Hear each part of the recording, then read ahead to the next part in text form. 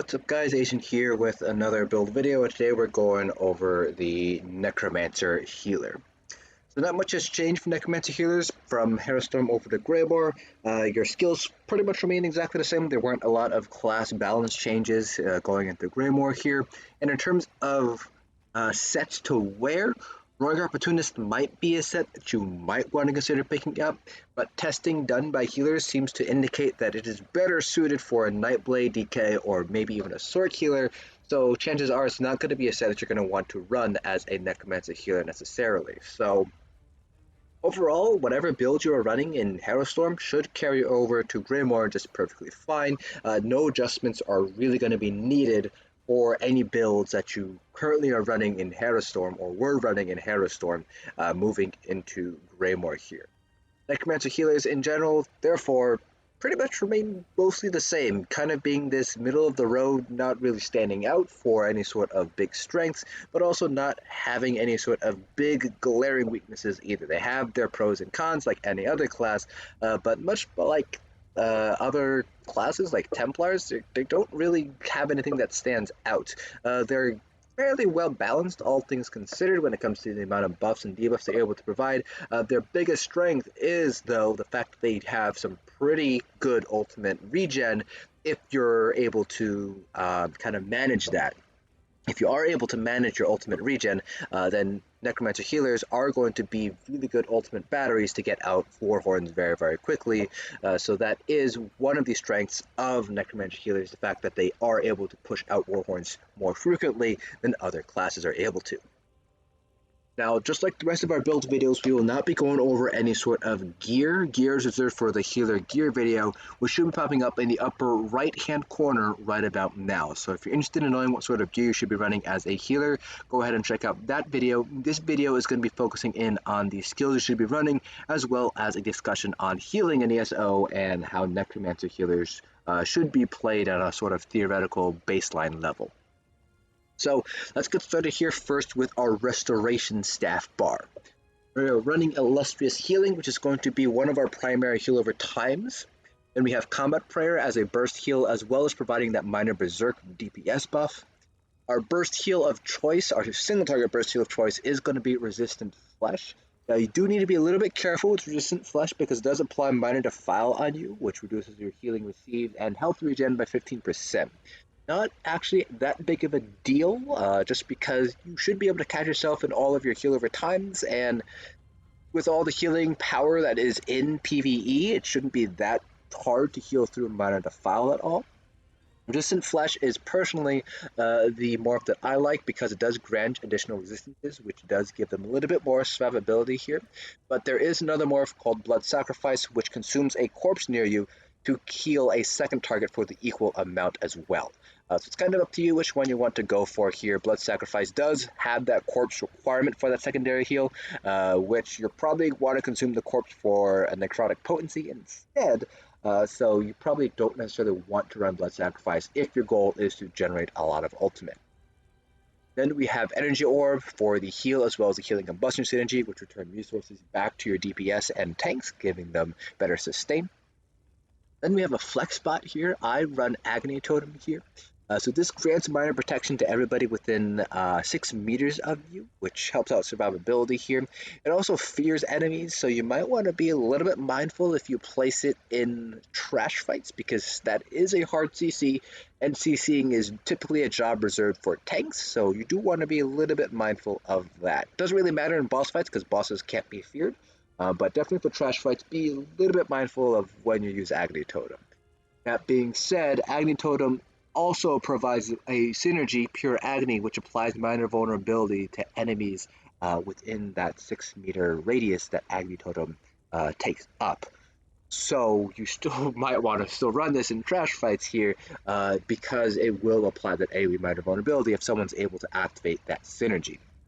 AoE minor vulnerability is fairly hard to come by here. The only other really reliable source is going to be from a Nightblade support, usually a tank, running something like Lotus Fan, I believe is the morph. So this is potentially useful here. Now, it is a synergy, so you can only use it once every 20 seconds, but you can basically recast this and have somebody else activate the synergy for another wave of minor vulnerability as well.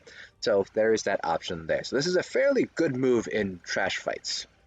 Then for ultimate, flex spot here, but we're running Reviving Barrier for the 10% additional Magicka regen, or up to 10% additional Magicka regen for our Magicka 8 passive on a support line. Now on our Lightning Staff bar, we have Enduring Undeath, which is another burst heal. This also has a corpse consumption mechanic where if it consumes a corpse, you also have a heal over time as well. It can consume up to 5 additional corpses, which does extend the duration of the heal over time rather than the strength. So if you have 5 corpses, you will be able to heal for over 10 seconds rather than 5 seconds, but each tick still remains the same strength, so essentially you're doubling the amount of health you're able to heal here. So for example, in this instance, you'd be able to heal 14k, a little less than 14k health over those 10 seconds if you're consuming those 5 additional corpses. Next, we have Intensive Mender, which is basically more or less acts like Cauterize does on a DK healer, where it's something that you're able to just kind of hit and just sort of forget about for the 8 seconds while it's up, while it heals one person for a pretty hefty amount here. It's much more than what Cauterize is able to provide here, even though it lasts half as long. But the main reason why we're running Intensive Mender rather than the other Morph of Spirit Mender is the fact that it lasts a shorter period of time, so we're able to get a corpse up faster, which allows us to use Necrotic Potency. Next, we have Blockade of Storms. That's just to help with off-balance uptime and to proc whatever enchant you're wearing on your back bar staff. Now we have Necrotic Potency. So whenever you use this, it basically saps the life from other corpses and grants you 6 ultimate for each corpse that you get, plus provides a small self-heal to you as well. While it's slotted, you also get some damage reduction, but it's mainly that ultimate generation that we're looking for here. So if you're running something like Intensive Mender, and it goes out every 8 seconds, and you use Necrotic Potency when it dies, you're getting 6 ultimate every 8 seconds, or about 0.75 ultimate, additional ultimate every second. That is on top of other sources of ultimate generation as well. And if you have other corpses, like let's say in a trash fight, you can easily generate a lot of ultimate in a trash fight, so you're able to get your Warhorn up very quickly. In addition, there are other Necromancer abilities that do generate corpses when they expire. For example, you have Beckoning Armor and Summoner's Armor, which creates a corpse when the effect is done. So if you run this, for example, then you have 2 corpses. You're able to get 12 ultimate back. If you're running something like Beckoning Armor, 12 ultimate every 10 seconds or so.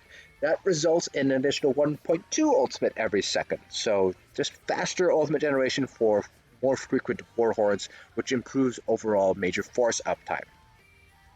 Finally, we have Overflowing Altar, another flex spot here. This provides minor lifesteal, which helps heal quite a bit. It also helps to proc any sets that require you to heal people. So things like Symphony Blaze or Sentinel Rkugamz, you can run Overflowing Altar to get that minor lifesteal, so you don't necessarily have to heal everybody individually, so to speak.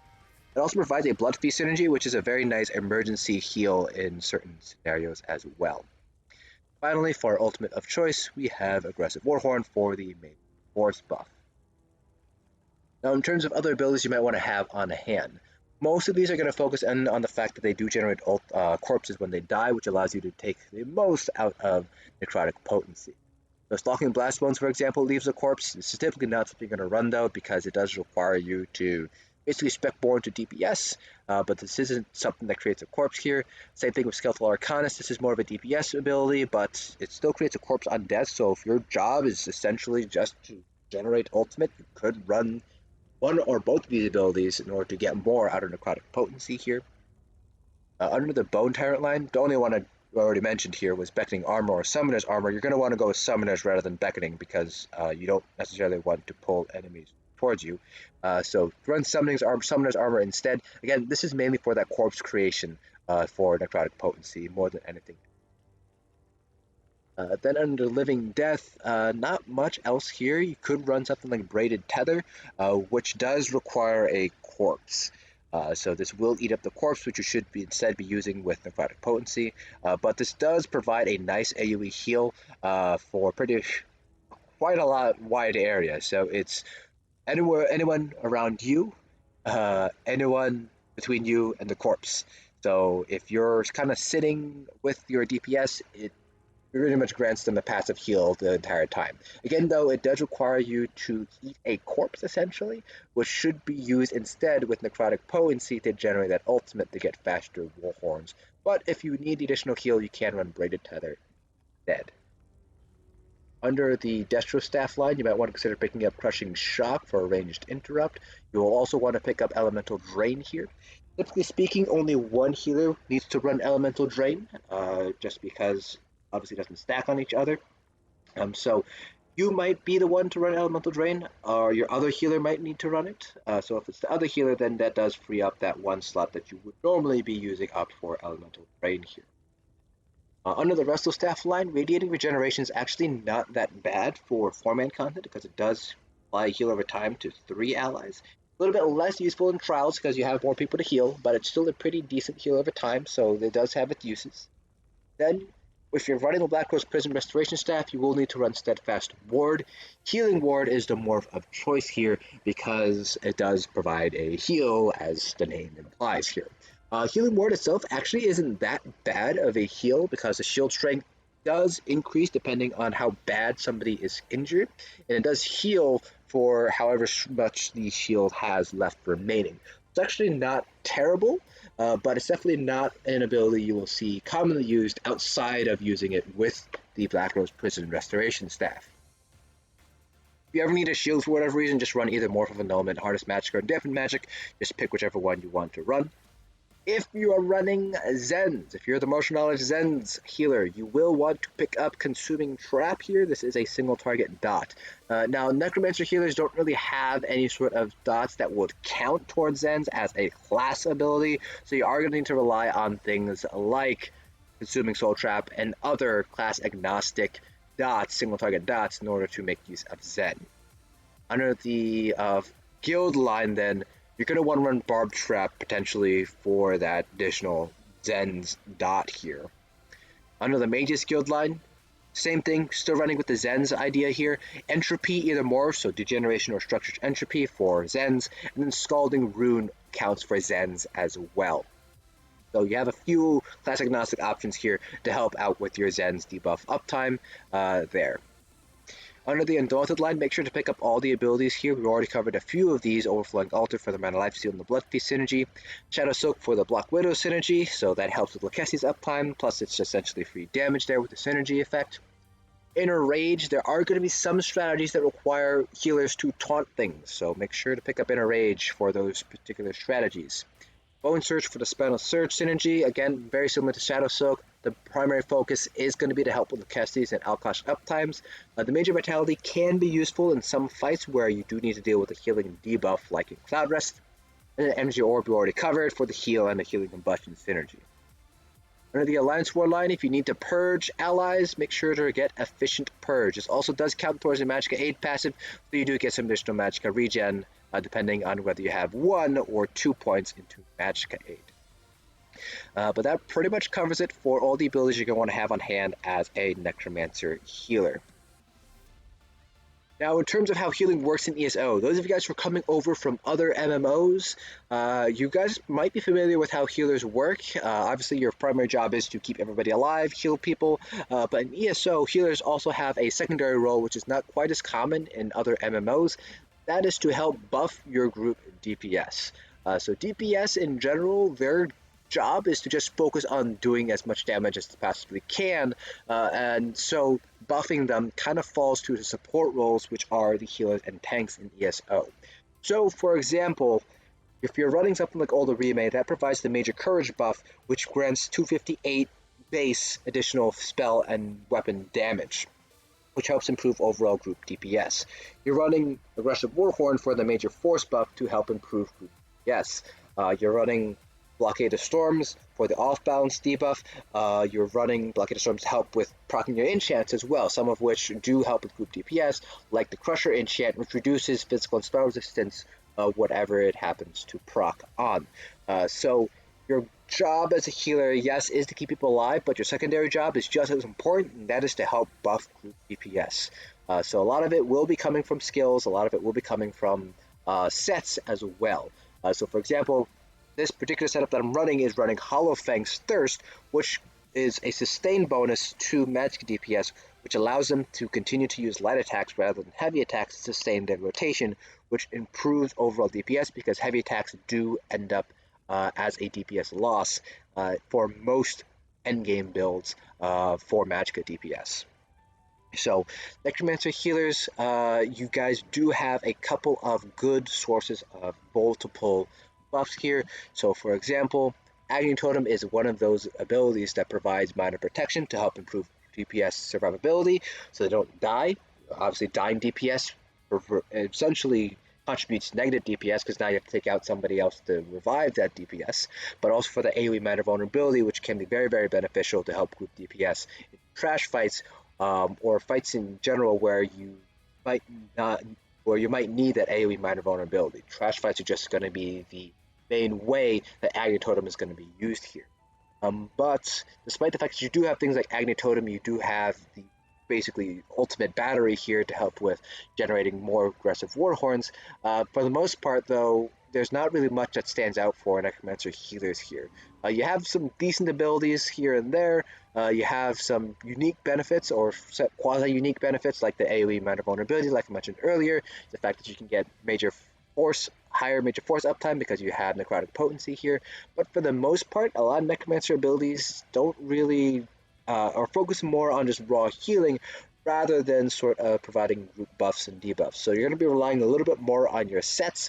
Plus, you're not really a good fit for Martial Knowledge Zens either because you don't really have any class dots that count towards Zen. So you're going to need to basically give up one more ability slot essentially to run Zens effectively.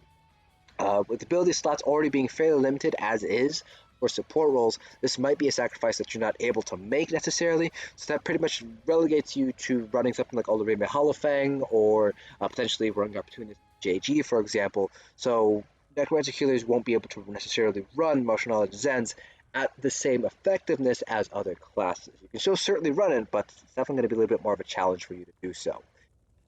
But Necromancer healers, I don't really play healers too much, even in the past. I certainly have never played Necromancer healer on live, so I do have links in the description below to a couple of healer mains. I know Style Anima has played Necromancer healer in Cloud Rest, or not Cloud Rest, Sunspire a few times there, and she does have videos on that, so I do recommend checking out Style Anima.